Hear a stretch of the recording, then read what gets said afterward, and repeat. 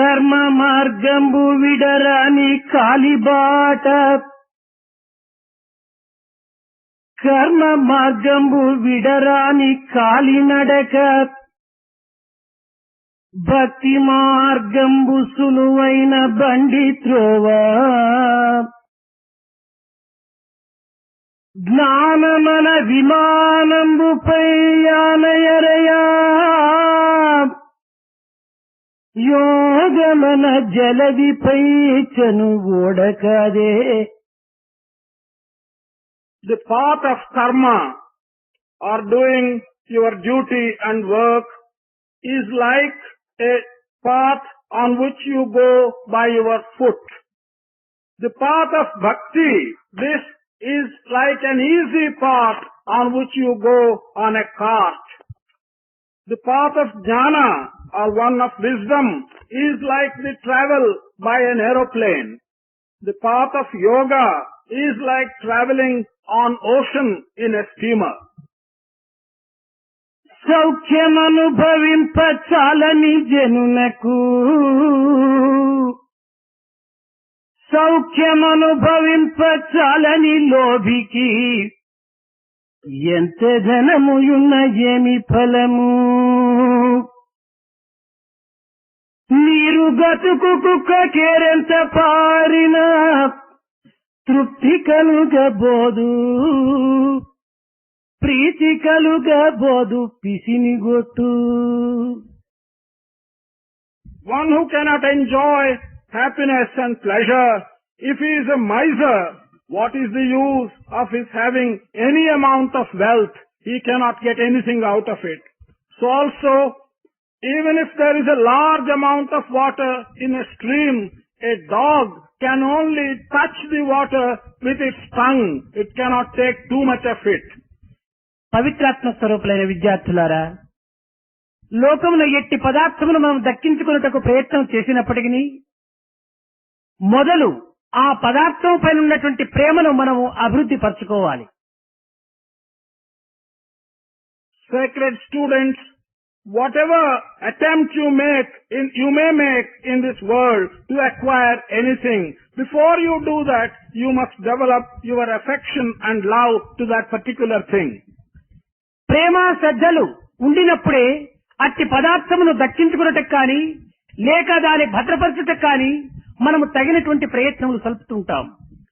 It's only when we have love and faith in the thing which you want to acquire, we will take all the necessary steps with a view to acquire it. ప్రేమ ఇచ్చలు లేకుండా ఎట్టి దీనినైనా కూడా మనం అలక్ష్యపరిచి దాని యొక్క క్షేమమును కానీ దాని యొక్క భద్రతను కానీ మనమంతా శ్రద్ధను పూనము. If we do not have love and if we do not have liking for any particular thing, then we will not care for it. We will also not look after either its safety or its security. దీనిని పురస్కరించుకుని భగవద్గీత జ్ఞాతుం ద్రష్టుం చ తత్వేన ప్రవేష్టం అని 3 పదములు ఉచ్చరించింది. It is in this context that Bhagavad Gita has uttered 3 things. One is jnatum, the other is drashtum, the third one is tatvena pravashtuncha. అయితే మనము జ్ఞాతం విచారణ చెయ్యాలి. దేనిని విచారణ చెయ్యాలి? నేనెవరు, ఈ జగత్తంటే ఏమిటి, బ్రహ్మం అంటే ఏమిటి అని 3 పదార్థములు కూడాను జీవేశ్వర ప్రకృతి తత్వాన్ని మనం గుర్తించుకోవటానికి తగినటువంటి ప్రయత్నము ప్రప్రథమంలో మనం పూనాలి. The first thing is jnatum. Jnatum stands for knowing by inquiry. What is it that we should know by inquiry? It is the nature of I. Who is this I? What is this world? And what is the Brahman? In other words, we should try and inquire by our wisdom to learn what is called the Jivesvara Prakriti. That is I, the world and the Brahman. అయితే విచారణ సరిపి మన తత్వాన్ని తెలుసుకున్నంత మాత్రమే మనకు సంతృప్తి కలుగుతున్నదా? కలుగుటకు వీలు కాదు. But by inquiry, even when you understand your own nature, what you are, is that going to cause satisfaction to you? No. మన యొక్క కిచెన్ రూమ్ లోపల తగినటువంటి ఆహారం ఉన్నదని మనం తెలుసుకున్నంత మాత్రమున మన పొట్ట నిండదు. లేక మార్కెట్ లో మనకి ఇష్టమైనటువంటి పదార్థము ఉందన్నదని విన్ని తక్షణమే మనకు తృప్తి చేకూరదు. Just by knowing that there is enough food in your kitchen, is your hunger going to be relieved? So also, by knowing that there are all the required things in the market, is your requirement going to be fulfilled? No.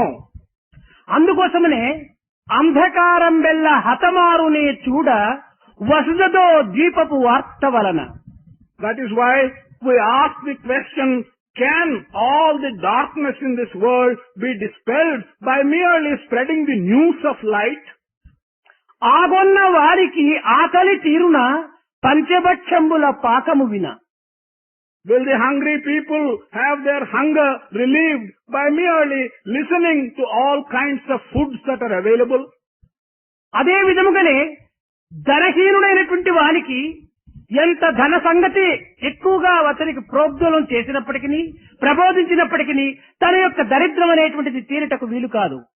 In the same manner, a man who has no money, who is a poor man, his need for money is not going to be satisfied by just telling him about money and the availability of money in various places.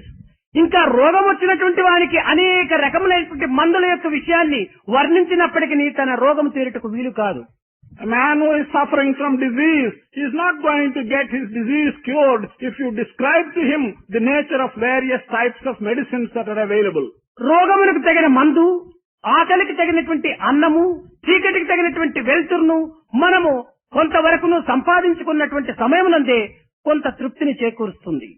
It's only when we earn and get the required medicine for curing your disease, when you earn the food that you want to relieve your hunger, when you are able to get the light that will remove the darkness, these things are going to be satisfied to some extent.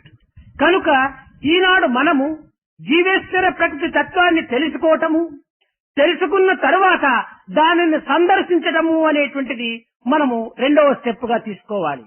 Therefore, today, after learning about the Jiveswara Prakriti, the I, the world, and the Lord, we must take it as a second step to put it into practice and understand it better. దీనినే ద్రష్టము అన్నారు.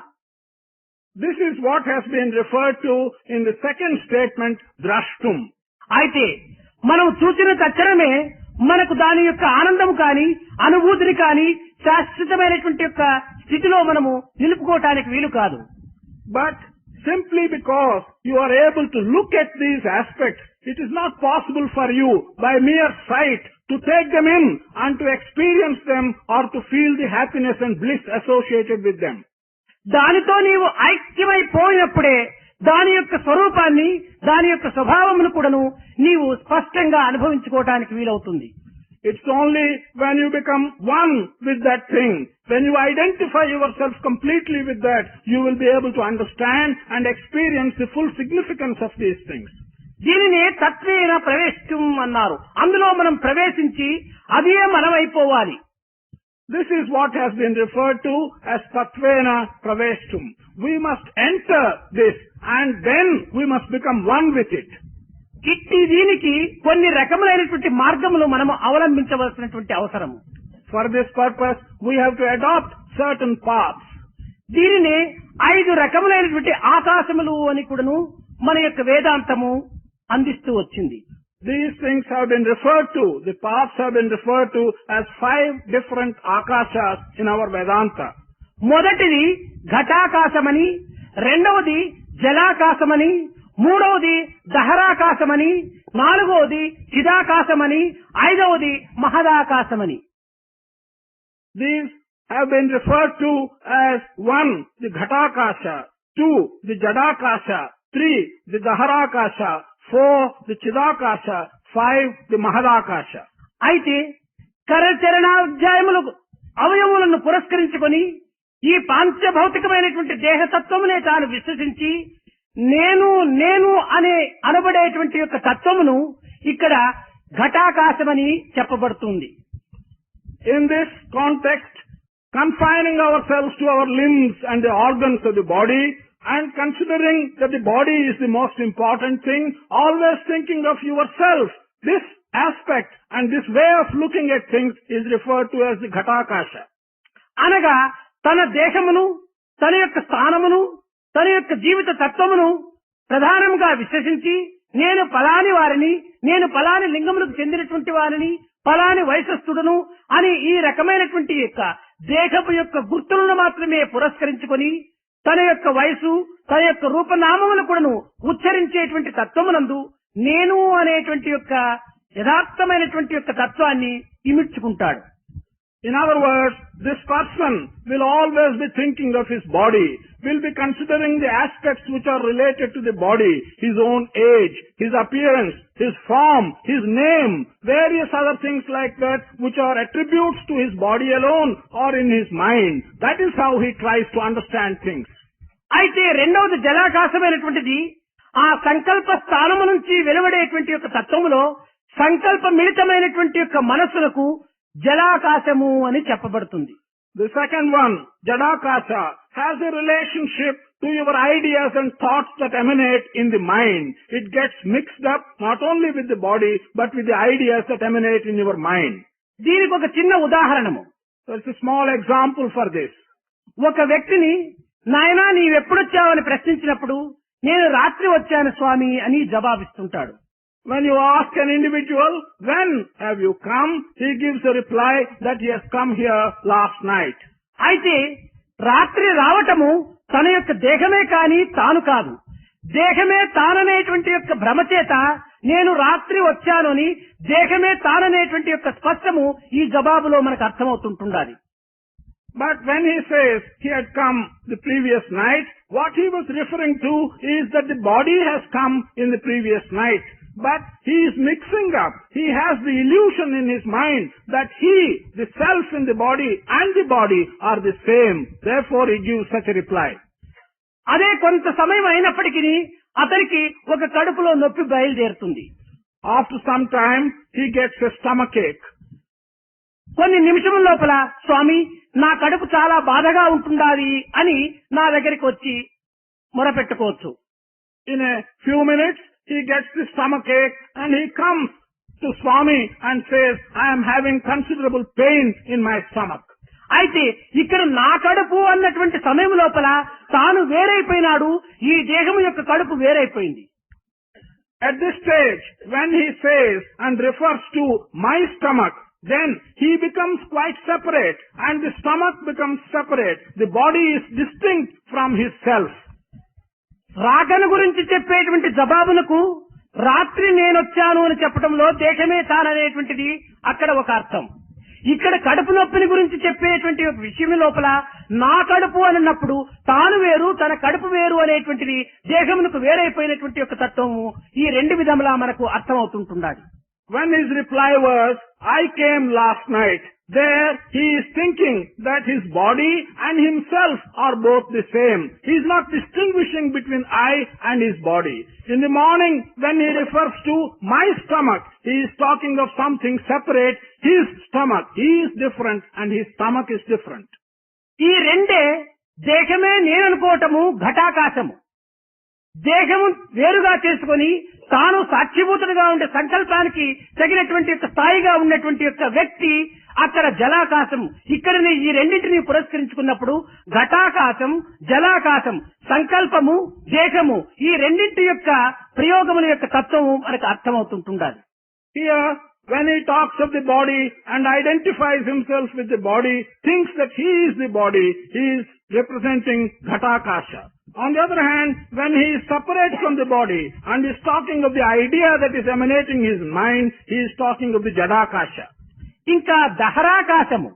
ఈ దహరాకాశం అనగా నేను అనేటువంటి యొక్క తత్వము ఎక్కడి నుంచి వస్తుండాది అనేటువంటి విచారణ విషయం లోపల తన యొక్క దేహమును, ఇంద్రియములు, మనసును, చిత్తమును, అహంకారమును కూడాను పురస్కరించుకొని విచారణ కలిపినటువంటి సమయం లోపల అక్కడ అంతఃకరణం అనేటువంటి యొక్క స్థానం నుంచి ఈ యొక్క సంకల్పమును సాక్షిభూతుడిగా ఉన్నటువంటి రీతిగా మనకు అర్థమవుతుంటాది. దీనినే దహరాకాశము అన్నారు. On the other hand, when one questions oneself as to what is this I that I am talking about, where is the origin for this, and how is it distinct from the body, from the organs, from the limbs, from the mind and from the antahkarana, then he will realize that this idea is emanating in his antahkarana, well within his inner self. This kind of feeling is referred to as dharakasha. దీనికి మరొక ఉదాహరణము, దేశ కాల పాత్రను కారణమును కూడాను అనుసరించి కాల కర్మ కారణ కర్తవ్యమును కూడాను పురస్కరించుకొని మనం విచారణ సలపటము జగత్తులో ఒక సామాన్యమైనటువంటి విషయం. There is one other example for this. It is quite common and customary for us to carry on all enquiries in the context of the environment, in the context of the time, in the context of the people with whom we are associated, and also in the context of the type of work which we are called upon to do. కాలకర్మ కారణ కర్తవ్యంలో పురస్కరించుకున్నటువంటిది జాగ్రత్త అని చెప్పటం. To be aware of these circumstances, the environment and the time, this is called to be jagrata or to be aware. నీవు ఎప్పుడు బయలుదేరావు ఇంటి దగ్గర? నేను 5 గంటలకు బయలుదేరాను ఒక కాలం. నీవు ఏ మార్గంలో వచ్చావు? కారులో బయలుదేరి వచ్చాను. దీనికి ఒక కారణము. ఇక్కడికి చేరడానికి దీని యొక్క సంకల్పము స్వామిని దర్శించుకోవటానికి. ఇది ఒక కర్తవ్యం. అయితే అక్కడ 5 గంటలకు బయలుదేరినటువంటి వాడు ఈ యొక్క బృందావనం చేరడానికి 1 గంట టైం తీసుకుంది. కారులో నీవు ప్రయాణమై వచ్చావు. ఇది ఒక కర్తవ్యాన్ని తీసుకున్నావు. కారణము స్వామి యొక్క దర్శనం కోసము. కానీ ఇక్కడ ఫలితం ఏమిటైంది? ఈ ప్రయాణము స్వామి యొక్క దర్శనమును అందించింది. కనుక అక్కడ బయలుదేరినటువంటి కాలము, బయలుదేరినటువంటి రథము, చేరినటువంటి కాలము, ఈ అనుభవించినటువంటి యొక్క కర్తవ్యము అనగా దర్శనమును పొందటము కర్తవ్యము, ఈ 4 యొక్క ఏకత్వము జాగ్రత్తకు సరైనటువంటి అర్థము. We take this example. When we ask, when have you started in your house? Your reply will be that you started at 5 o'clock. How did you come here? Along what path? You may say that you have traveled by a car and reached here. What is the purpose of your coming here? The purpose of your coming here is to have darshan of Swami. That is the object. And what is the result? The result of this journey is you are being able to experience the feeling of having seen and had darshan of Swami. All these 4 things. A time is involved, a way of traveling is involved, and an objective which you want to achieve is involved, and the achievement of the objective is involved. The oneness of all these 4, to regard them as one unity, this has the feeling that this is an achievement. ఇంకా స్వప్నము లోపల నీవు బృందావనములో పండుకున్నావు. కానీ రాత్రి స్వప్నములో నీకు ఢిల్లీ లోపల shopping చేసినట్టుగా నీకు ఒక స్వప్నం వచ్చింది. అయితే ఈ బృందావనం నుంచి ఎప్పుడు నీవు బయలుదేరావు? టైం లేదు. దేనిలో నీవు బయలుదేరిపోయినావు? ఏమీ తెలియదు. ఎందుకోసం బయలుదేరినావు? కారణం లేదు. కానీ అక్కడ కర్తవ్యం ఒక్కటి మాత్రమే మన గుర్తులో ఉంటుండాలి. Contrary to the previous situation where it was described as awareness, this situation is one of your sleeping in Vrindavan. And then you are getting a dream during your sleep. You feel that you have gone to Delhi, that you are shopping in Delhi. But if you ask yourself, when you have started to go to Delhi, by what transport did you go to Delhi? When did you reach Delhi? And what is your objective? There does not seem to be an answer for all these things. The only thing that is in this dream situation is that the actual fact of your achieving shopping in Delhi, nothing else. అయితే జాగ్రత్తలో మనసు, చిత్తము, ఇంద్రియము, అంతఃకరణ యొక్క తత్వమైనటువంటి యొక్క భావము, ఈ 4 కూడాను జాగ్రత్తలో ఉంటున్నాయి. కన్నులతో చూస్తున్నాము, దేహంతో ప్రయాణం సరుపుతున్నాం, మనస్సుతో ఆశిస్తున్నాము, హృదయంతో సంతృప్తి పడుతున్నాము. In the case of awareness or jagrata, in the first example, all your senses like your eyes, your mind, your antahkarana and your body are actually functioning. You are traveling with your body, you are seeing with your eyes and you are experiencing with your mind. All of them are functioning. స్వప్నములో నీ దేహము, నీ ఇంద్రియములు, నీ యొక్క కన్నులు, నీ అవయవములు అన్నీ కూడాను బృందావనంలోనే ఉంటున్నాయి.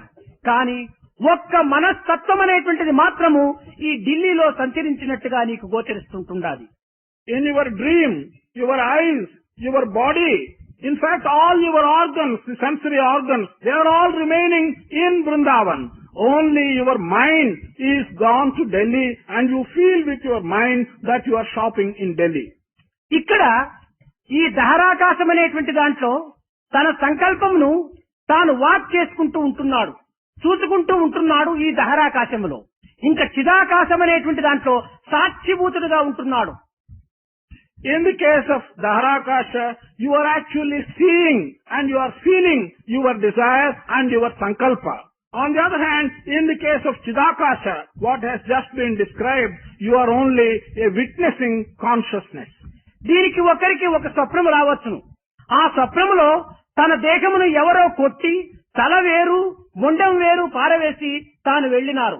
కానీ ఆ మొండమును తలను తానే చూస్తున్నట్టుగా స్వప్నం వస్తుంటాది. You may get a dream. In the dream, you may feel that someone has come and cut off your head. You may see that the head has been separated from your trunk. You yourself in the dream will be seeing your head and your trunk separated from each other. కానీ ఆ సమయం లోపల నీవు దేహమునకు అతీతమైనటువంటి వాడిగా ఉంటున్నావు, ఈ ప్రాణమునకు అతీతమైనటువంటి వాడిగా ఉంటున్నావు.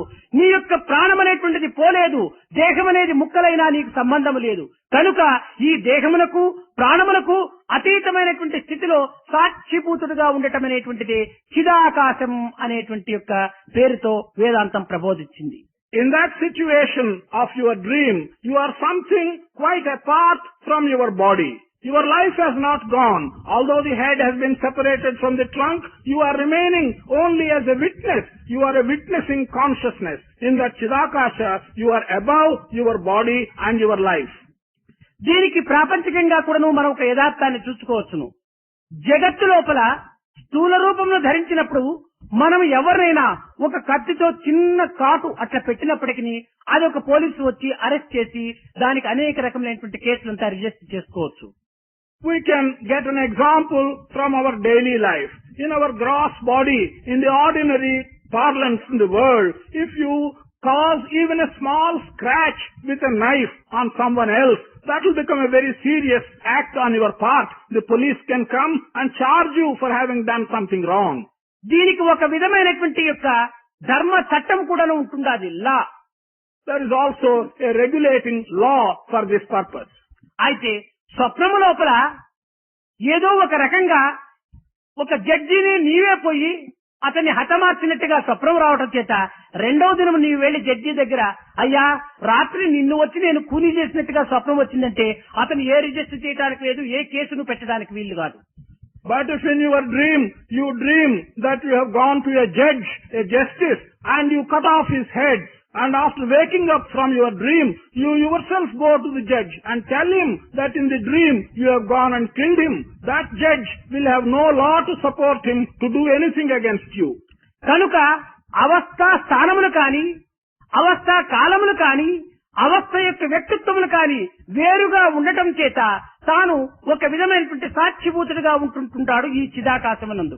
దేహములకు, మనసునకు, బుద్ధికి, ఇంద్రియములకు, చిత్తములకు, అహంకారములకు కూడా అధికంగా ఉంటుంటాడు, తాను భిన్నుడై ఉంటుంటాడు. Because of this situation, the place of the act being different, the time of the action being different, on account of these differences, in your dream or in Chidakasha, whatever you do, you will remain apart. You will remain only as a witness who is not participating, but who is only looking and above your body, your organs and your antahkarana and so on. ఇంకా మహదాకాశం అనేటువంటిది ఇది నిర్వికల్ప స్థితి నందు మాత్రమే ఇది అర్థమవుతుంటాది. The Mahadakasha is something which you can understand only when you are in deep meditation. ఇట్టి నిర్వికల్ప స్థితిని అందరూ కూడా అందుకోవటం సాధ్యం కాదు. Such a desireless situation is something which everyone cannot reach. దీనికొక హద్దులని కాని, దీనికొక మార్గమని కాని నిర్ణయించటకు సాధ్యం కాదు. అది మన యొక్క సాధన సంపత్తి పైన ఆధారపడి ఉంటుంటాది. It's not possible to determine and lay down either limits or a pattern or a path for this particular type of Mahadakasha. It will depend very much on our own type of practices. దీనిని కూటస్థ లక్షణమని కూడాను దీనికి మరొక పేరు. This has got also another name by calling it Kutastha Lakshana.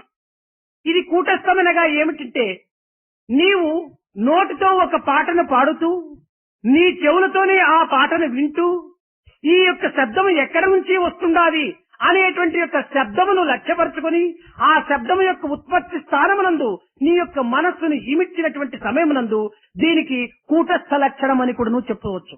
This has been given this particular name, and we can illustrate it this way. You are yourself singing a song. You are listening to your own song, and you know the sound. You ask the question, where in me is this sound originating? When you concentrate on the original source from which this sound is coming and synthesize all this, this is referred to as the Kutastha Lakshana. కొంతమంది దీనిని సమాధి స్థితి అని కూడా చెప్పుతుంటారు. కానీ సమాధి అనేటువంటిది మానసిక లక్షణమే కానీ మనసుకు అతీతమైనటువంటిది కాదు.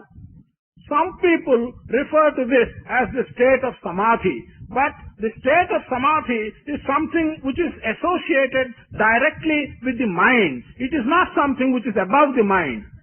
అనగా సమాధి మంచి చెడ్డలు, సుఖ దుఃఖములు, చీకటి వెలుతురు, ఇంకా కొన్ని వేడి చల్లదనములు కూడాను ఈ రెండింటిని సమస్థితిలో మనం అనుభవించుకునేటువంటి యొక్క పరిస్థితికి సమాధి అని కూడా చెప్పవచ్చు. The real meaning of this word samadhi is to interpret it as samadhi. That is, you have the same attitude to various things, good and bad, sorrow and pleasure, light and darkness, heat and cold. One who can deal with these things with the same attitude, that is said to be samadhi or samadhi. దీనిని పురస్కరించుకుని అర్జునుడు విశ్వోపాసకుడు గొప్పనా లేక క్షత్రజ్ఞోపాసకుడు గొప్పనా అని కూడాను కృష్ణుడు ప్రశ్నించాడు. It is in this context Arjuna asked the Lord whether the kshetra, that is the place where the God resides, or kshetrajna, the one who resides in that place, which of them is the greater of the two? అనగా అక్షరోపాసకుడు నిర్గుణోపాసకుడని, ఈ విశ్వోపాసకుడు సగుణోపాసకుడని, ఈ సగుణ నిర్గుణముల యొక్క ఉపాసనలు పురస్కరించుకొని మన యొక్క భక్తి మార్గమును కొంతవరకు ప్రోత్సహించుకుంటూ వచ్చారు. That is to say, one who is a devotee of something which has no form, which is infinite and which has no specific objective, or one who goes through a saguna, has some specific visible object as a step by which he can reach the one which is formless. అయితే ఈ సగుణోపాసన గొప్పదా లేక నిర్గుణోపాసన గొప్పదా అని ఈ యొక్క ఉపాసనను పురస్కరించుకొని అనేక మంది అనేక రకములుగా కూడాను వాదోపవాదములు జరుపుతూ ఉండటం కూడాను భారతదేశంలో ఒక వికారమైనటువంటి యొక్క లక్షణం. It is this question, asking ourselves often to pray and to worship specific objects, specific pictures, or to worship only the infinite God who has no form and who has no attributes. Which of them is better? Which of them is the greater type of devotion? These arguments go on frequently amongst ourselves, and this is something which is an unsatisfactory situation. ఇందులో సగుణ నిర్గుణోపాసన కూడాను మధ్యలో ఒకటి చేరుతుంటాది. Here, in between these two, that is upasana for a specific object and upasana for the formless infinite God, in between we also have something which is called saguna nirguna upasana, which is a mixture of both. అయితే ఇది సాధనల యొక్క భేదమే కానీ లక్ష్యం మాత్రం మూడింటికి ఒక్కటే. We must recognize in this that these three are only different methods, different means, but the ultimate objective is the same for all the three practices. దీనికి సాపేక్షిక శబ్దములని కూడా ఒక అర్థం. This has also got a meaning by saying sapekshata. అయితే ఈ సగుణోపాసన నిర్గుణోపాసన సగుణ నిర్గుణోపాసన యొక్క తత్వాన్ని సులభంగా మీకు అర్థం కావాలనుకున్నప్పుడు సగుణోపాసకుడు బట్ట యొక్క దృష్టిగా ఉంటుంటాడు. If you want to understand the meaning and the distinction between these three, sagunopasana, nirgunopasana and saguna nirgunopasana, we can compare sagunopasana to a cloth. వస్త్ర దృష్టి సగుణోపాసన, సగుణ నిర్గుణోపాసన దారం దృష్టి, నిర్గుణోపాసన ప్రత్తి దృష్టి. The sagunopasana is like the aspect of the cloth. On the other hand, the saguna nirgunopasana is like having in our mind the threads that make up the cloth. And the nirgunopasana is to have in our mind the very base, that is the cotton. అయితే ఇది వస్త్రమని, అది దారమని, ఇది ప్రత్తి అని మూడు రకములైనటువంటి పేర్లు, మూడు రకమైనటువంటి వినియోగములు మనం అనుభవిస్తున్నామే కానీ మూడింటి యందు ఉన్నటువంటి పదార్థం ఒక్కటే. In practice, we are calling these three things by three names: cloth, thread and cotton. We are also feeling that they are three different things. We have three different usages for them. But when we look at it carefully, what is contained in all these three is just one and the same. ప్రత్తి నుంచి దారము, దారము నుంచి వస్త్రము, తిరిగి దారము తీస్తే వస్త్రము లేదు, ఈ యొక్క దారము విడిదిస్తే దారము లేదు, అప్పుడు అంతా ప్రత్తిగానే మారిపోతుంది. From cotton we get thread. From thread we get the cloth. But if in the cloth we pull out all the threads, the cloth itself disappears. And thus we see that there is nothing left except cotton in all these things. దీని యొక్క ఉదాహరణము ఈ పైన ఉన్నటువంటిది ఏమిటి అని నేను ప్రశ్నించినప్పుడు మీరు వస్త్రము అని చెప్పవచ్చును. కానీ లోనున్నటువంటిది ఏమిటంటే ప్రత్తి అని మీరు అనవచ్చును. కానీ వేదాంతము లోపలున్నది బయట ఉన్నది ప్రత్తే అని మాత్రం నిర్ణయం చేస్తుంది. Here is an example. If I show you this and ask you what is the external covering, you will say it is cloth. If I ask you what is there inside, you will say there is cotton. But from a Vedantic point of view, whether it is outside or inside, it is all cotton. కనుక సగుణ నిర్గుణ సగుణ నిర్గుణోపాసనలు అనేటువంటిది మూడింటి యందు కూడాను ఒక్క ప్రేమ మాత్రమే ఏకత్వమైనటువంటి స్థానమును అలంకరించుకుంది. Therefore, in all these three paths, the Saguna, the Nirguna and the Saguna Nirguna, there is only one common feature and that is Prema. ఈ ప్రేమ అనేటువంటి దానిని మనము హృదయమునందు నింపుకున్నప్పుడు ఏ మార్గమునందైనా కూడాను ఆ యొక్క గమ్యమును మనం చేరడానికి వీలవుతుంది. Once you fill your heart with Prema, it really does not matter what path you adopt. It will become possible for you to reach the destination by any one of these three paths. అయితే ఈ ప్రేమనే ప్రియమని కూడాను పిలుస్తూ వచ్చారు. This Prema has also been referred to as Priya. ఈ ప్రియము ఎట్టి సమయమునందు ఈ దీనిని ప్రియమని పిలుస్తారంటే మనకు ఇష్టమైనటువంటి వ్యక్తినో లేక ఇష్టమైనటువంటి పదార్థమునో మనము చూసినప్పుడు దానిని కలిగేటువంటి యొక్క సంతోషమునకు ప్రియము అని పేరు. When is this Prema referred to as Priya? This will be referred to as Priya when the feeling caused in you is when you look at an individual whom you like, or when you look at an object which you like, then the feeling caused in you is referred to as Priya. అయితే అట్టి మనకు ప్రియమైనటువంటి వస్తువును చూసినప్పుడు అతనిని కొంతవరకు మనము సమీపంగా చేసుకోవటం లోపల వచ్చినటువంటి ఆనందమునకు మోదము అని పేరు.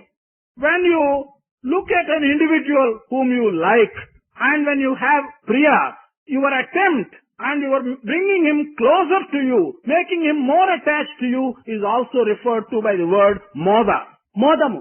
అయితే ఆ ప్రియమైనటువంటి యొక్క వస్తువును మనం అనుభవించినప్పుడు కలిగేటువంటి దానికి ప్రమోదము అని ఒక పేరు. When you bring this object which you like closer to you and when you experience it, that is referred to by another word pramodamu.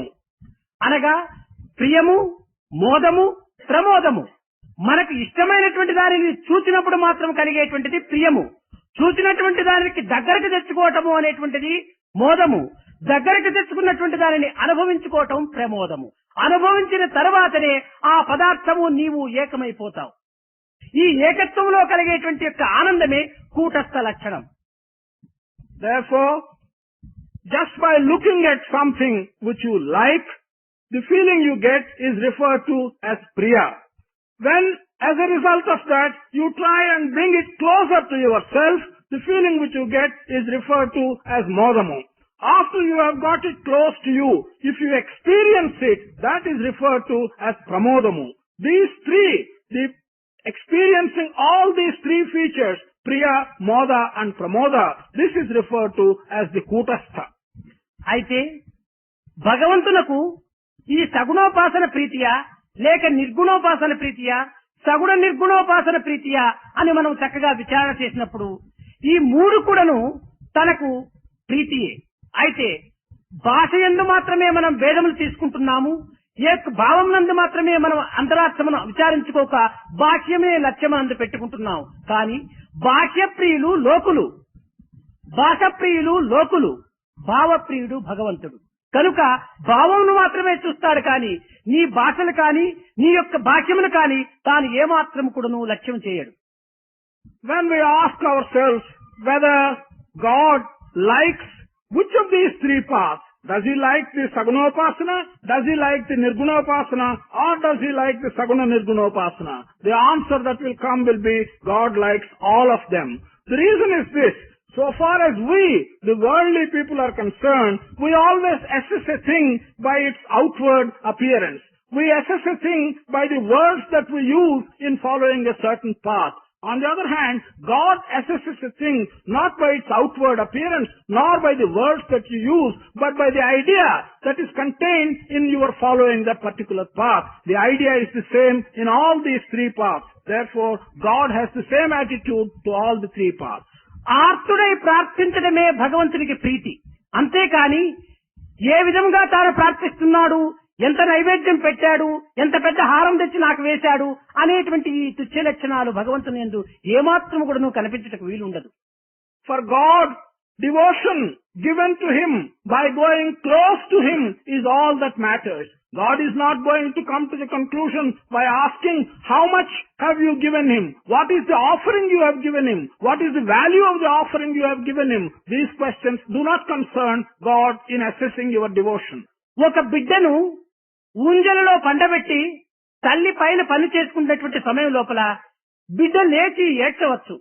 కానీ ఆ ఏడుపు తల్లి విన్న తక్షణమే పరిగెత్తి వస్తుంది. కానీ నా బిడ్డ ఏడుస్తుండాది, ఏ రాగానికి వస్తుంది ఆ ఏడుపు, ఏ తాళానికి వస్తుందని తల్లి చూస్తుందా?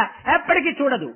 When you put a baby in the cradle, the mother is attending to some work elsewhere. And when the baby begins to cry, the mother will immediately come running to the cradle. Is she going to wait and ask in what raga and in what tala is the baby crying?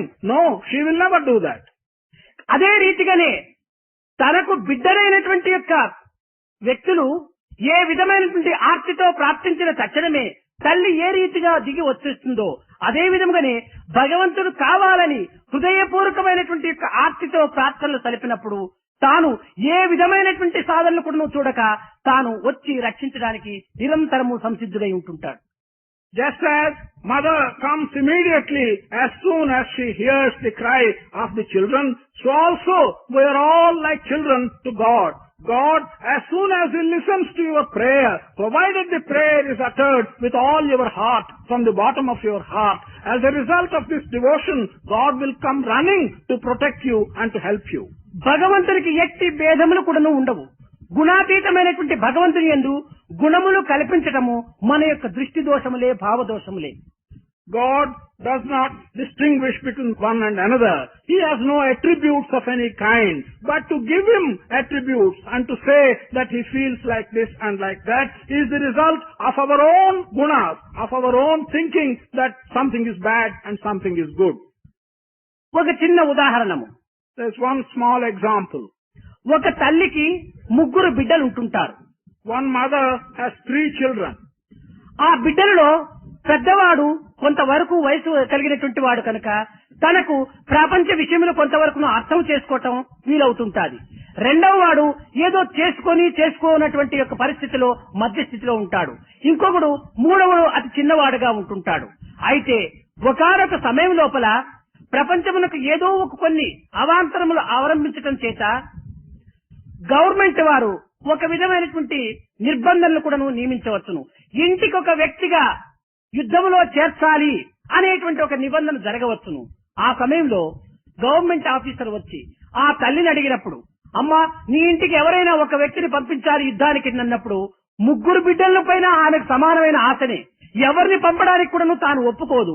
అయితే ఈ ప్రభుత్వం యొక్క నిబంధనల వల్ల తాను పెద్దవాడినే పంపుతుంది గాని కడావాడిని పంపదు. ఇంత మాత్రము చేత ఆ తల్లికి పెద్దవాడి పైన ప్రేమ లేదని, లేక కడావాడి పైన ప్రేమ ఉందని కాదు. పెద్దవాడు ప్రపంచ విషయం లోపల కొంతవరకు అర్థం చేసుకునే శక్తి, తాను ఈ ప్రపంచాన్ని గురించి మెలగేటువంటి యొక్క విధానము అతనికి తెలుసును కనుక అలాంటి వాడిని ఇంకా నిర్బంధంతో పంపడానికి పూనుకుంటుంది. పంపినంత మాత్రం తల్లికి ప్రేమ లేదని కాదు. అదే విధంగానే భగవంతునికి ఈ సగుణ భక్తుడు, నిర్గుణ భక్తుడు, సగుణ నిర్గుణ భక్తుడు ఈ ముగ్గురు బిడ్డల వంటి వారే. అయితే సగుణ భక్తుడైనటువంటి వానిని తాను కంటి బిడ్డ వలె చూసుకోవటము ఆ తల్లి యొక్క లక్షణం కనుక భగవంతుడు సగుణ నిర్గుణ పైన ఎక్కువ ప్రీతిగా ఉంటుంటాడు. Of these three children for the mother, one of them is the eldest. He will have some age. He would have attained some age. As a result of that, he would probably know some things in the world and he would understand various aspects of the world. The second one is not that aged. He knows some things. He does not know other things. He is somewhere midway. On the other hand, the youngest of the three will be very young. He knows nothing about the world. In this context, in a certain situation, due to some emergency, the government may legislate that from every house, one individual has to be given for the purpose of security of the country. The officer concerned with this problem comes and asks the mother, please give us one individual from your family. For this mother, while all the three sons, the three children are on the same footing, yet because of this compulsory legislation, she has to hand over one of the three sons. Whom will she hand over? She will hand over the eldest one, not the youngest one. Why? Because the eldest one has some knowledge of the world. He can meet various situations. He can protect himself. He can understand. It is with this view that she will give the eldest one. Not that she has less affection for the eldest and more affection for the younger. She has exactly the same affection. In the same manner, we are all children of God. God has got these three types of children. The Saguna Upasaka, the Nirguna Upasaka, the Saguna Nirguna Upasaka. Here, God will treat the Saguna Upasaka as the youngest of all these three because he doesn't understand things about the world. God will treat him like that. The Nirguna Upasaka, he will treat him as one who understands things about the world. సగుణోపాసకుడు భగవంతునికి చిన్న బిడ్డ వంటివాడు, నిర్గుణోపాసకుడు పెద్ద బిడ్డ వంటివాడు, సగుణ నిర్గుణోపాసకుడు మధ్య బిడ్డ వంటివాడు. To God, amongst these three upasakas, the Sagunopasaka is like the youngest son. The Nirgunopasaka is like the eldest son. The Saguna Nirgunopasaka is like the middle one. ఈ సగుణోపాసకం అనేటువంటి దాంట్లో సర్వము కూడాను భగవంతునికి అర్పితమైనటువంటి భావంతో భగవంతుని యొక్క రూప నామ గుణములు లీలలను కూడాను వర్ణించుకుంటూ కూడాను తమ జీవితమును అందులో ఆనందం అనేటువంటి దాంట్లో ముంచి తన జీవితమును అంకితం చేసుకుంటుంటారు. It is the nature of the Sagunopasaka that he will surrender himself fully to God and he will be praising and feeling happy in uttering the name of the Lord, in thinking of the form of the Lord, in thinking of the gunas and the attributes of the Lord. This is how he will be spending his life. సంటి బిడ్డ యొక్క సర్వ పనులు కూడాను బిడ్డ కోరక మునిపే ఆయా కాలములకు ఆహారం అందించటము, ఆయా సమయములకు స్నానములు చేయించటము, ఆయా సందర్భములందు డ్రెస్సులు వేయించటము, ఇవంతా కూడాను తల్లి ఏ రీతిగా చూసుకుంటుందో అదే విధముగానే సగుణోపాసకులైనటువంటి వారిని భగవంతుడు సర్వ విధములు కూడాను తాము ఆదర్శంగా ఉంటుండి అనేక రకములైనటువంటి ఆనందాన్ని అందించే నిమిత్తమై తానే స్వయంగా చూసుకుంటూ ఉంటాడు. Just as a mother looks after every need of her youngest child, because the youngest child cannot ask for it, she will give him food when he needs it. She will give him clothes when he needs them. She will look after practically every need of the youngest child. So also God, in respect to the Sagunopasaka, will be looking after all his needs, will be protecting him at all times, and will be giving him all that he deserves and needs. మంచి చెడ్డలు కాని లేక ఇష్ట అయిష్టములు కాని రాగద్వేషములు కాని ఎట్టిది లేక సర్వ సమత్వమైనటువంటి భావము ఒక కంటి బిడ్డకు మాత్రమే ఉంటుంటాది. It's only for a young baby that there is no difference between good and bad. There are no likes and dislikes. There are no attachments and detachments. Such things are possible only for a very young child. తనకు ఏ సమయంలో ఆహారం ఇస్తారని కానీ ఏ గుడ్డలు వేసుకోవాలని కానీ ఏమి యోచించదు, అంతా తల్లిపైనే ఆధారపడి ఉంటుంటాది. కనుక అట్టి స్థిరత్వమైనటువంటి ఒక నిర్మలత్వమైనటువంటి యొక్క భావమునందున్నటువంటి యొక్క స్థితిని శరణాగతి అని చెప్పటం కూడాను ఒక విధమైనటువంటి యొక్క మార్గం ఉన్నది. This young baby, he does not think about when it has to get food and when it has to get clothing, when it has to get what kind of clothing and so on. Its mind is quite pure and it is not attached to any particular thing. This kind of situation where there is entire dependence on the mother is referred to as total surrender or Saranagati. But today in the world, for this word Saranagati, we are also using other words which are not having the same meaning as Saranagati. We are even using words which misrepresent the meaning of Saranagati. ఈ శరణాగతనిగా మనము మదీయ ధన దారాది సర్వభార సమర్పితం ఆత్మానం శేషభూతం హి రక్షమాం శరణాగతి అని అంటుంటాం. అనగా నా దేహము, నా మనసు, నా బుద్ధి, నా ఆస్తి, నా పాస్తి సర్వము నీకు అర్పితం చేస్తున్నాను స్వామి అని చెప్పటం చాలా సులభం.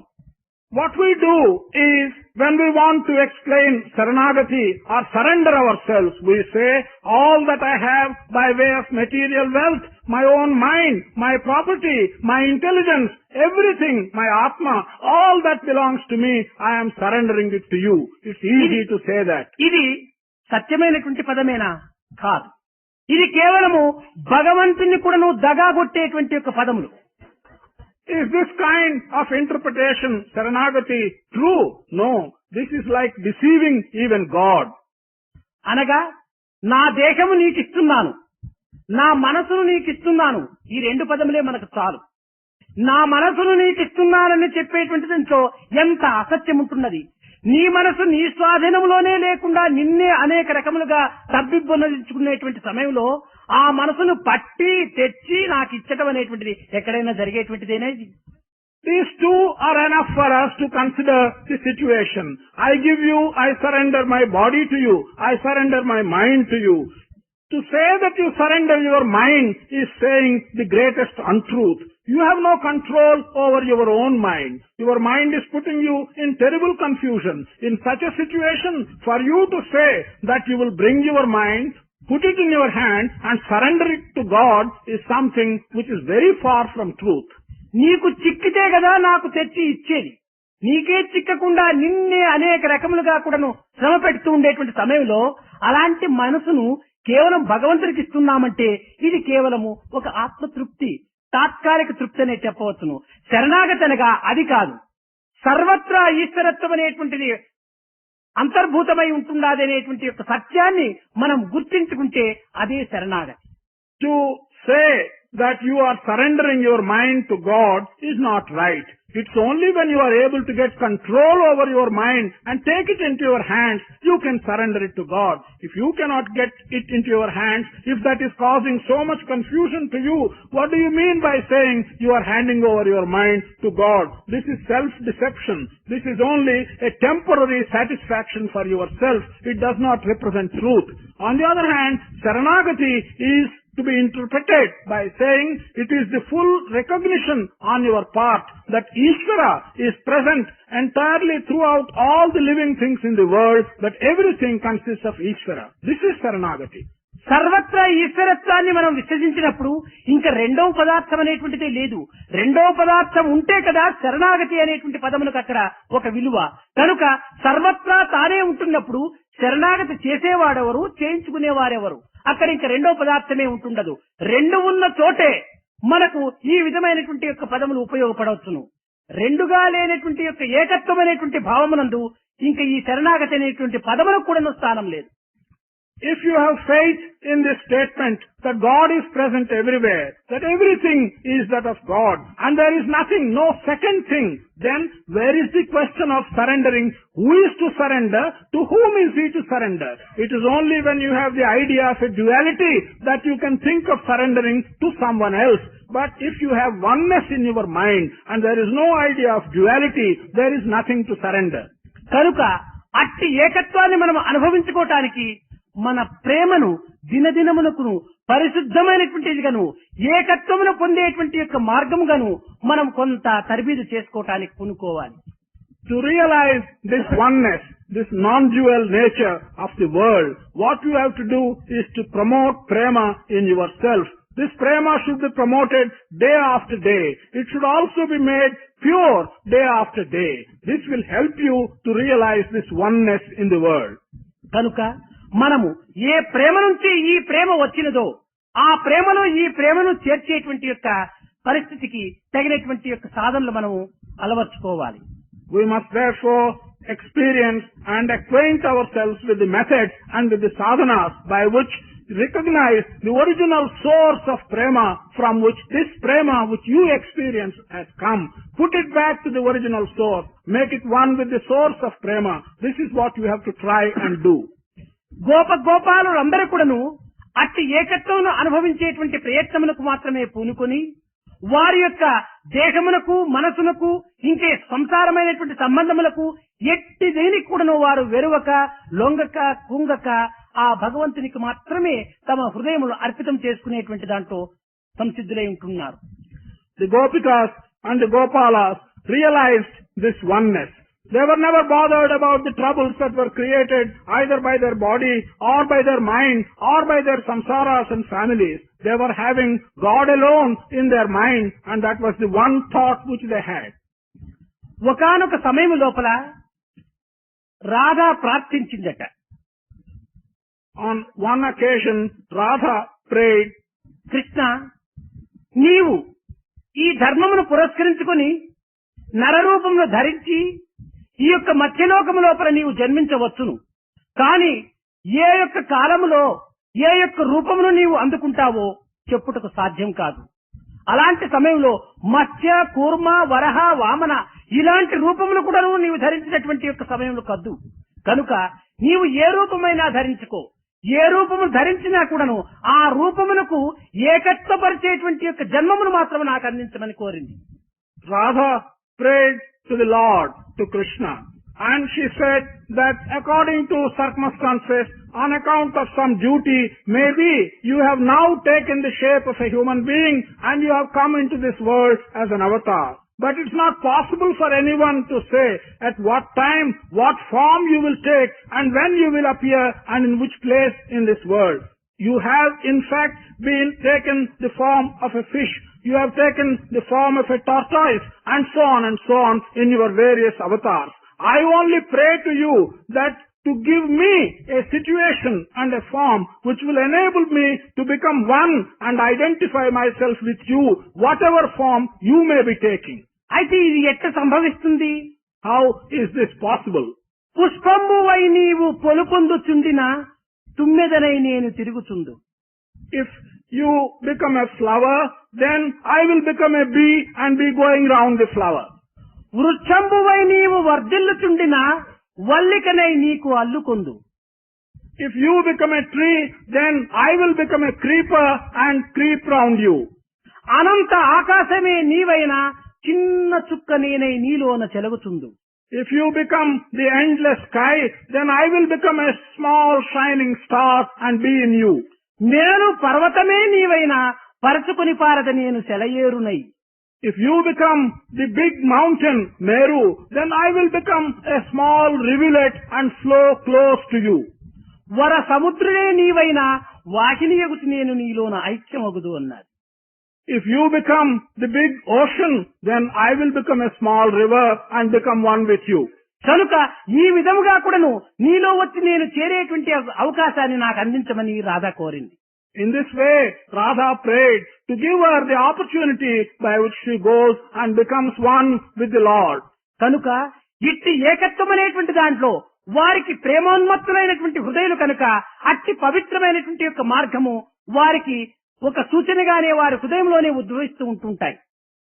Because their minds were full of prema, these people, the means by which they can identify themselves and become one with the God will be known to them in their own minds automatically.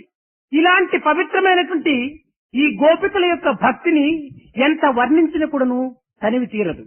అయితే ఇట్టి పవిత్రమైనటువంటి అర్థములకు నానార్థములు కల్పించి అనర్థములను మాత్రమే తీసుకుని యథార్థమును పక్కకు నెట్టి భారతీయ యొక్క సంస్కృతిని లేక భాగవతం యొక్క తత్వాన్ని కూడాను కేవలం హాస్యాస్పదంగా చూచేటువంటి భారతీయులు కూడాను మన భారతదేశం నందు దినదినానికి అభివృద్ధి అయిపోతున్నారు.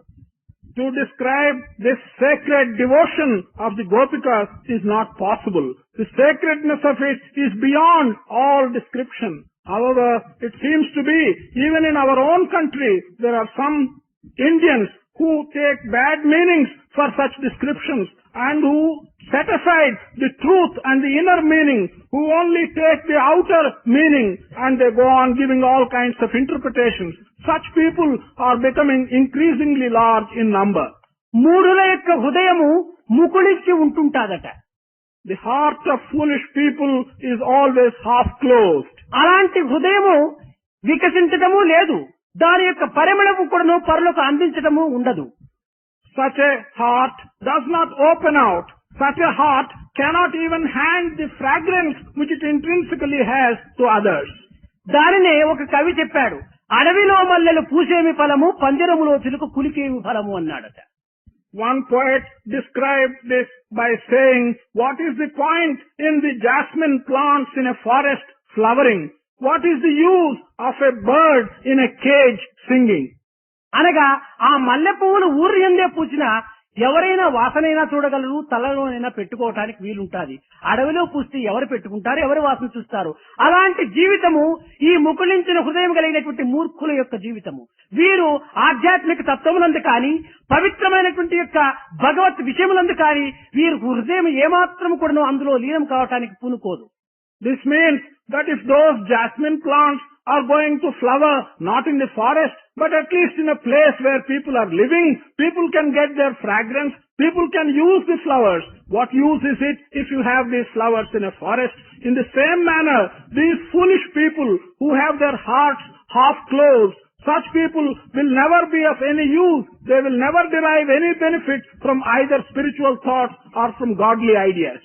అయితే కొంతమంది జ్ఞానులు వారి హృదయం అనేటువంటి యొక్క పుష్పమును వికసింపజేసుకొని ఈ యొక్క భగవత్ తత్వం అనేటువంటి దానిని గ్రహించడానికి మాత్రమే పూనుకుంటుంటారు. But there are wise people who open up the flower of their heart and they are in a position and receptive to ideas about the nature of God and the nature of divinity. భగవత్ అర్పితమైనటువంటి చిత్తములకు ఇంకా విచారించవలసినటువంటి తత్వములు లేదు, తాను వినవలసినటువంటి తత్వములు ఉండవు. Minds which have surrendered themselves to the divine, there is nothing for them very much either to inquire and there is nothing very much to which they need to listen either. కనుక మన యొక్క హృదయాలను ఒక విధమైనటువంటి యొక్క ప్రేమతో తనకు అర్పితమైనటువంటిది గానో లేక తన హృదయవాసి అయినటువంటి వాడు భగవంతుడు అనేటువంటి యొక్క భావంతోనో మనము మన నిత్య కర్తవ్యంలో మనం పూనుకోవటం లోపల ఇదే సరైనటువంటి యొక్క శరణాగతి యొక్క లక్షణం అని కూడాను విశ్వసించవచ్చు. Therefore, if we do our daily work with all sincerity, feeling that our hearts are full of prema and they have been surrendered to the divine, or even feeling that the divine is living in the midst of our own heart, this will be the aspect by which we can feel saranagati or surrender. దీనిని ఆస్తిక, నాస్తిక, ఆస్తిక నాస్తిక అనేటువంటి పేరులతో ఈ ప్రకృతి లోపల భగవత్ తత్వములు కొంత తబ్బిబ్బైనటువంటి మార్గంలో నడుస్తూ వచ్చాయి. It is this aspect which has been described in this world in three different ways of understanding the nature of God. One is believing, the other is not believing, the third one is believing, not believing. దీనికి ఒక ఉదాహరణము, ఒక పొద లోపల ఏదో చక్కని పుష్పం ఉంటుండాలి, కానీ ఆ పుష్పం యొక్క పరిమళము మనకు వస్తూ ఉంటుండాలి. ఆ పరిమళమును మాత్రం ఆధారం చేసుకొని ఆ పొద దగ్గరికి వెళ్లి మనము ఎక్కడ ఉంటుండాలి ఇది అని మనం వెతుకుతూ వెతుకుతూ వెతుకుతూ వెళ్తున్నాం. There is a small example for this. In a bush there is a flower. That flower is giving fragrance. We feel the fragrance. So we conclude that there is a flower in the bush. We want to go and search for it. We are going to search for it.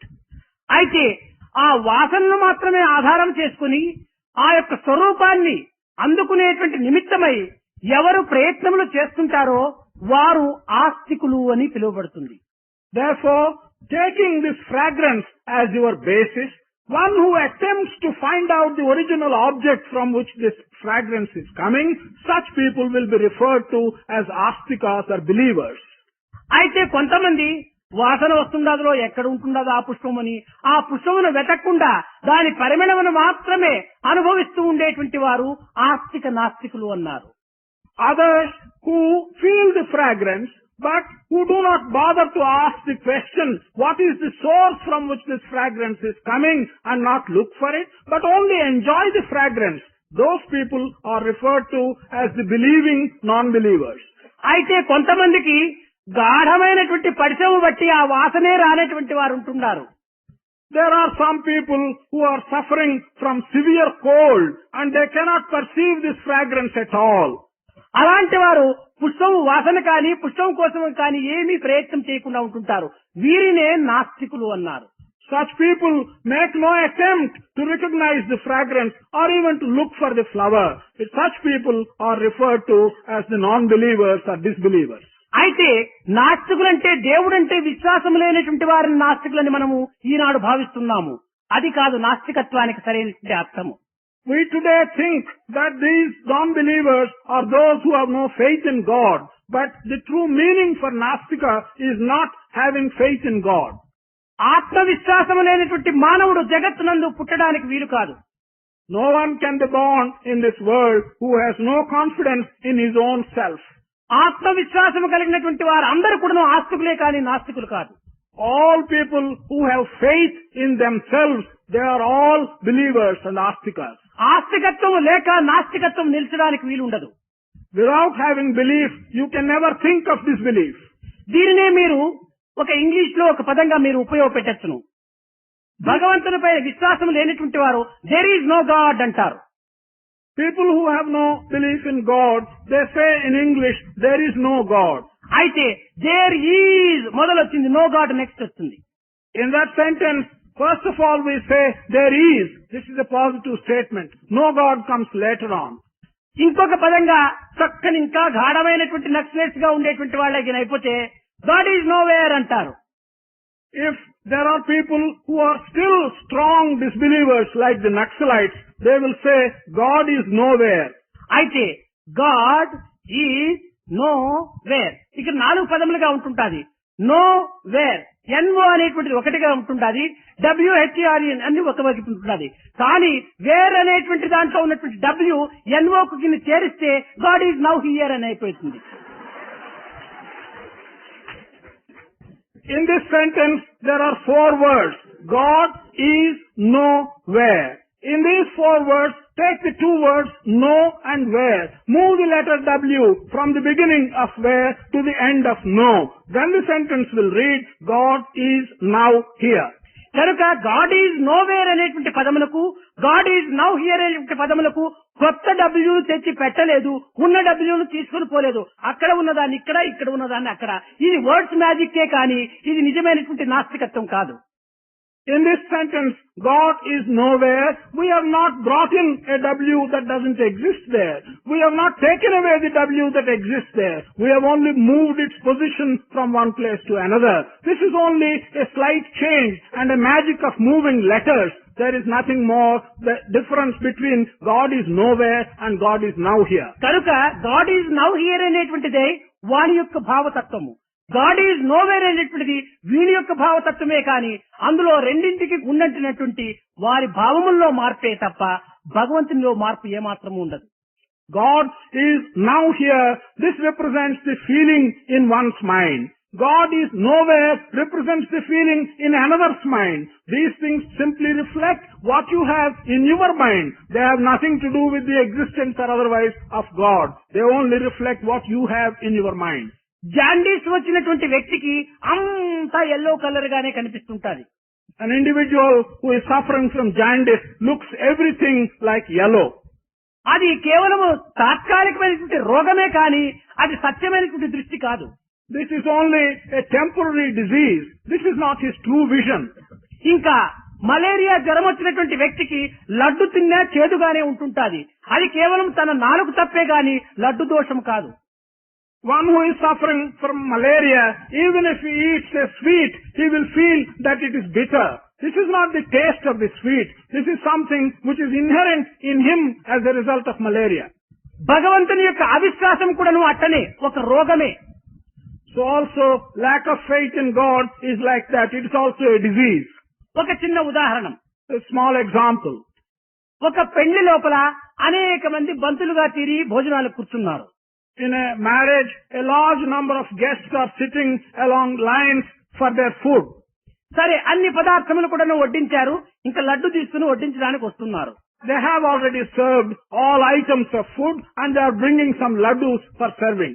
సరే, ఒకటి రెండు వడ్డించుకుంటూ పోయారు. కొంతమంది నాకు వద్దు వద్దు వద్దు అన్నారు. After serving some people, they started saying, no, we do not need these laddus. అయితే లడ్డు పైన వారికి ఇష్టం లేక కాదు వారు వద్దని చెప్పిండేది. వారికి షుగర్ ఫ్యాక్టరీ ఉంది లోపల, డయాబెటిక్స్. వాళ్ళు ఆ లడ్డు తినాలని ఆశనే, కానీ లోపల జబ్బు ఉంది కాబట్టి వద్దు వద్దు అంటున్నారు. They are rejecting and asking these laddus not to be served, not because they don't like laddus, but because they have a sugar factory in themselves. They are diabetics. కనుక తనలో రోగం ఉండటం చేత ఆ లడ్డును వద్దంటున్నాడే కానీ లడ్డు తినాలని తనకు కూడా ఆశనే. ఇలాంటి వారే నాస్తికులు. లోపల ఆశ ఉంటుంటాది, కానీ బయట తట్టు వారికి ఆ నాస్తికత్వం అనే విశ్వాసం అనేటువంటిది లేకపోవడం చేత ఆ రోగం అనేటువంటి దాని వల్ల వద్దు వద్దు అంటున్నారు.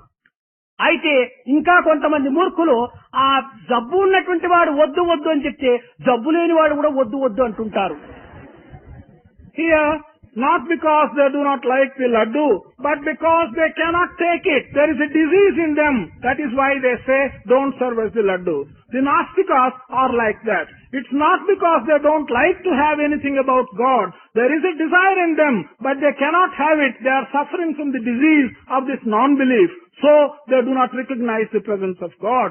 Also, just as these diabetics who cannot take the laddu, who still want to have it but cannot take it on account of the disease, there are other foolish people who also say, even though they do not have diabetes, no, we don't want the laddus because others are saying so. కానీ ఇలాంటి మూర్ఖత్వమే దినదినానికి అధికమైపోతుంటుండాలి. అతనికి నమ్మకం లేకపోతే అతని పోతాడు. అతన్ని నేను అనుసరించటమా? నాకు నేనైనా కూడా నువ్వు బానిస కావాలి.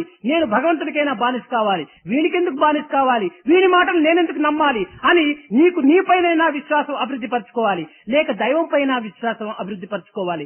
రెండూ లేకుండా ఎవడో ఒక మూర్ఖుడు నాకు వద్దంటే నీవు వద్దని పోవటం లోపల నీ మూర్ఖత్వం అంతా తేటతెల్లమైపోయింది. As in this analogy, because some disbelievers are saying there is no God, several other foolish people are also simply saying there is no God. Like those other foolish people who declined to take laddus because some were saying they do not want laddus. Here it is extreme foolishness. Either you should be a slave to God, you should follow your own dictates, but you should never become a slave to someone else whose idea is that there is no God. If that is his idea, it is his own idea. Why don't you develop your own idea and have confidence in your own self? కనుక నీకు నీవు ఆత్మవిశ్వాసాన్ని అభివృద్ధి పరచుకో. Self confidence మనం develop చేసుకున్నప్పుడు మనకు self satisfaction వస్తుంది. Self satisfaction వచ్చినప్పుడు సెల్ఫ్ సాక్రిఫైస్ చేస్తాం. సెల్ఫ్ సాక్రిఫైస్ చేసినప్పుడు సెల్ఫ్ రియలైజేషన్ వస్తుంది. కనుక ఈ సెల్ఫ్ రియలైజేషన్ సెల్ఫ్ కాన్ఫిడెన్స్ పైన ఉంటుండాలి ఆధారం. Therefore, you should develop confidence in yourself. Self-confidence is the first step. Once you acquire self-confidence, you will have self-satisfaction. Once you acquire self-satisfaction, you will be capable of giving self-sacrifice. Once you can give self-sacrifice, self-realization will follow. Therefore, self-realization depends ultimately on the base of self-confidence. సత్య ధర్మము శాంతి ప్రేమలతో మీ నిత్య జీవన యాత్ర సాగించు జీవా. సత్య ధర్మము శాంతి ప్రేమలతో మీ నిత్య జీవన యాత్ర సాగించు జీవా. సత్య ధర్మము శాంతి ప్రేమలతో మీ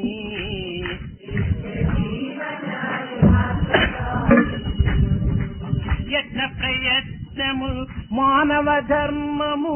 యత్న ప్రయత్నము మానవ ధర్మం జయాపజయములు దైవాధీనం.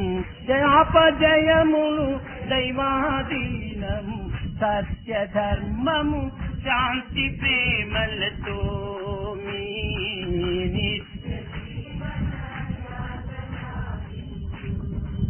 హృదయ భూములు సాగు చేయండి. మీ హృదయ భూములు సాగు చేయండి. మనసు మడకగా గుణములే ఎద్దులు, వివేకమను చలకోలను తీసి విశాలమగు మీ హృదయము దున్నుడో.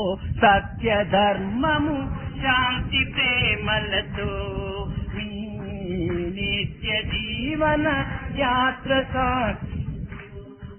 మానవ ధైర్యము మంచి ఎరువుగా, ప్రేమాధారలే పంట విత్తులుగా, భక్తే వర్షము భావమే కలుపులు, బ్రహ్మానందమే పండడి పంట. సత్య ధర్మము శాంతి ప్రేమలతో మీ నిత్య జీవన యాత్ర సాగించు. కర్మయోగమే జన్మధర్మంబు, జీవికి కర్మయోగమే జన్మధర్మంబు. స్మరణే మానవ మర్మరహస్యము, స్మరణే మానవ మర్మరహస్యము, సాధన భక్తుల సారలక్షణము. సత్య ధర్మము శాంతి ప్రేమలతో మీ నిత్య. కారుమబ్బులకు కలిప్రాంతులలో కాంతి జ్యోతి వెలిగించండి. కారుమబ్బులకు కలిప్రాంతులలో కాంతి జ్యోతి వెలిగించండి. ఆ కాంతితోనే మీ భ్రాంతులు దాటి శాంతి ప్రదేశము చేరండి. ఆ కాంతితోనే మీ భ్రాంతులు దాటి శాంతి ప్రదేశము చేరండి. కారుమబ్బులకు కలిప్రాంతులలో కాంతి జ్యోతి వెలిగించండి. కారుమబ్బులకు ఆ కాంతితోనే మీ భ్రాంతులు దాటి శాంతి ప్రదేశము చేరండి. ఆ కాంతితోనే మీ భ్రాంతులు దాటి శాంతి ప్రదేశం. జీవుడను వత్తి తీసి విషయ వాసనను నీరు పిండి, భక్తి సారమను నూనె వేసి, ఆత్మజ్యోతి వెలిగించి నిర్భయ శాంతి ప్రదేశము చేరండి. ప్రశాంతి ప్రదేశము చేరండి. ప్రశాంతి ప్రదేశము చేరండి. ప్రశాంతి ప్రదేశము చేరండి. ప్రశాంతి ప్రదేశము. ఓయి రామ ఓయి రామ ఓయి రామ ఓయి రామ ఓ ఓయి రామ ఓయి రామ ఓయి రామ. నీవు నా అండ నుండు కోదండ రామ, నీవు నా అండ నుండు. ఓయి రామ ఓయి రామ ఓయి రామ ఓయి రామ. నీవు నా అండ నుండు కోదండ రామ, నీవు నా అండ. మక్కువైన దానంచు మాయదారి, చొక్కటంపు కోర్కెయన్న చుప్పనాతి, చిక్కుబెట్టి మమ్ము రట్టు చేసనయ్య, దీని ముక్కు చెవులు కోయవయ్య మోహనంగా. ఓయి రామ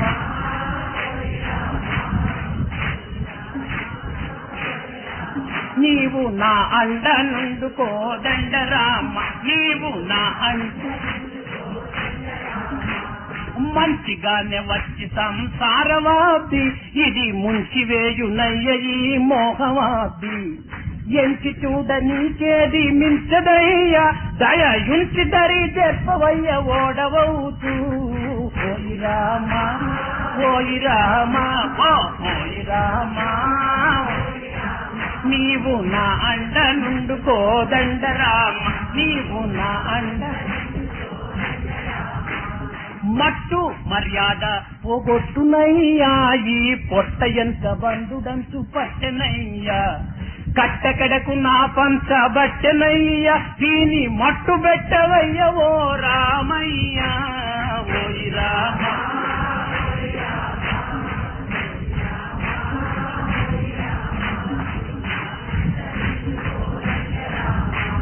పాపాల పుట్టినిల్లు పావనాంగా, ఈ కోపమన్న రావణుండు కోమలాంగా, ఏపు మీర 10 తలల పాపరాజు, వీని రూపు మాపి మా తాప మాపవయ్యా.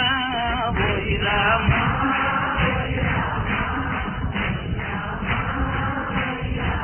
నీవు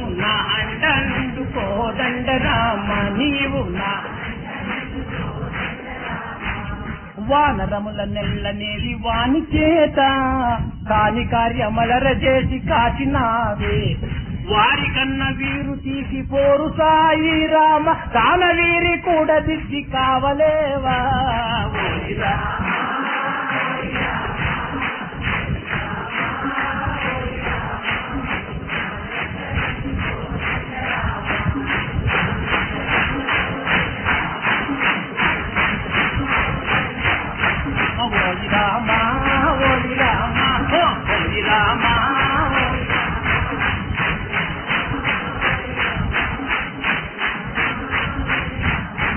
నా అండ నుండు కోదండ రామ ఓ హోయి రామ ఓయి రామ నీవు నా అండ నుండు కోదండ రామ